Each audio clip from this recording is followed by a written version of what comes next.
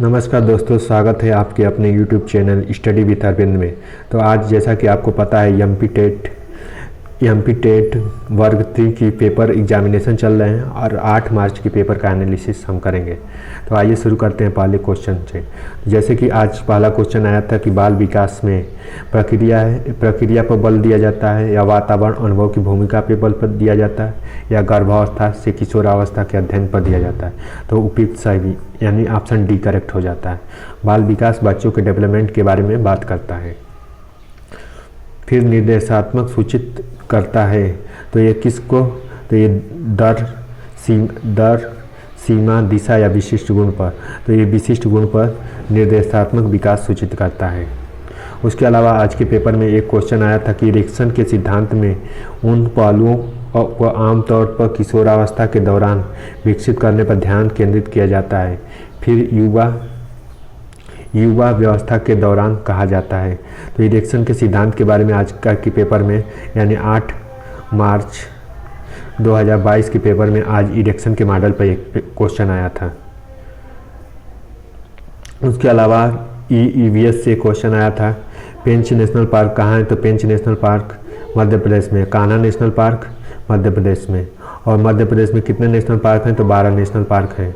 उसके अलावा चिल्का झील कहाँ पे है, तो उड़ीसा में। तो चिल्का झील जो कि उड़ीसा में है और ये खारे पानी की सबसे बड़ी झील है। उसके बाद मध्य प्रदेश में कितने नेशनल पार्क हैं, तो 12 नेशनल पार्क हैं। उसके बाद मध्य प्रदेश की राजधानी कहाँ पे है, तो मध्य प्रदेश की राजधानी भोपाल में है। और मध्य प्रदेश का हाई कोर्ट कहाँ पे है, तो मध्य प्रदेश का हाई कोर्ट जबलपुर में है और मध्य प्रदेश की राजधानी जो कि भोपाल में है। उसके अलावा मध्य प्रदेश में कितने लोकसभा सीटें हैं, तो मध्य प्रदेश में 29 लोकसभा सीटें हैं। तो एक बार फिर से रिवाइज करते हैं। पेंच नेशनल पार्क जो मध्य प्रदेश में है, कान्हा नेशनल पार्क, उसके अलावा कान्हा नेशनल पार्क जो कि एमपी में है। उसके अलावा दुधवा नेशनल पार्क कहाँ पे है, तो यूपी में है। किस प्रयोग से पता चलता है कि क्लासिकल कंडीशनिंग द्वारा फोबिया पैदा किया जा सकता है, केंद्रित प्रणाली द्वारा, लिबिट अर्बट द्वारा या ज्ञान मीमांसा द्वारा।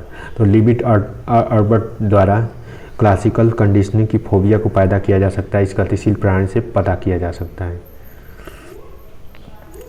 उसके बाद निगमन का शिक्षा में योगदान व्यवहार परिवर्तन के नवीन अनुभवों का समायोजन में होता है। तो निगमन का प्रयोग कैसे होता है, व्यवहार परिवर्तन के अनुभव से प्राप्त करने से, समायोजन में या उपयुक्त सभी में, तो उपयुक्त सभी में।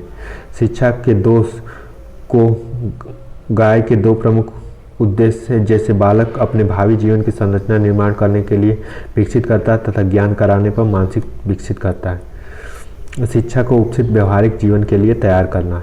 ब्लूम के वर्गीकरण के आधार पर निम्न घटक अति आवश्यक होता है, समाज विश्लेषण, मूल्यांकन, आत्मानुभूति ब्लूम का वर्गीकरण का घटक नहीं है। तो ब्लूम का वर्गीकरण में जो कि घटक होना अति आवश्यक है, ज्ञान, समाज विश्लेषण, संश्लेषण, जबकि अनुभूति इम्पॉर्टेंट नहीं होता है। तो इस क्वेश्चन में ब्लूम के जो 4 घटक होते हैं इसके बारे में बात की। अब आज के क्वेश्चन पेपर में आया था कि पोषण मूर्त रूप लेता है। तो पोषण मूर्त रूप लेता है, इसके बारे में हम जानते हैं कि जब अनुभव के माध्यम से व्यक्ति सीखता है या रचनावादी जीवन के अनुसार ज्ञान पूर्णता है या उसके अधिकतम सीटें। उसके बाद रचनावादी कक्षा के बारे में एक क्वेश्चन आया था। तो ये पोषण मूर्त और रचनावादी, तो इन दोनों के बारे में हम फैक्ट लिख लिए हैं। जो भौतिक रूप से सुरक्षित होना चाहिए, रचनावादी। फिर उसके अलावा कॉन्स्टिट्यूशन से आया था जो कि संविधान संशोधन का प्रावधान किस अनुच्छेद में किया गया, तो आर्टिकल 368 में किया गया। संविधान में कितने अनुच्छेद जब शुरू में बना था तो 395 थे। भारतीय संविधान का संशोधन किस सदन विधेयक द्वारा लाया जा सकता है, तो लोकसभा और राज्यसभा के किसी भी सदन में लाया जा सकता है। किस संविधान संशोधन के लागू कहा जाता है, 42वां संवैधानिक संशोधन को मिनी कॉन्स्टिट्यूशन के नाम से भी जाना जाता है। 99वें संवैधानिक संशोधन में विधायक से संबंधित राष्ट्रीय न्यायिक नीति के बारे में बात की गई थी। उसके अलावा अनुसूचित जाति को इसमें अनुसूचित जातियों को भी जोड़ा गया था इसके बारे में। और प्रथम संविधान संशोधन कब हुआ, तो 1951 में हुआ। 46वां संवैधानिक संशोधन के द्वारा 6 से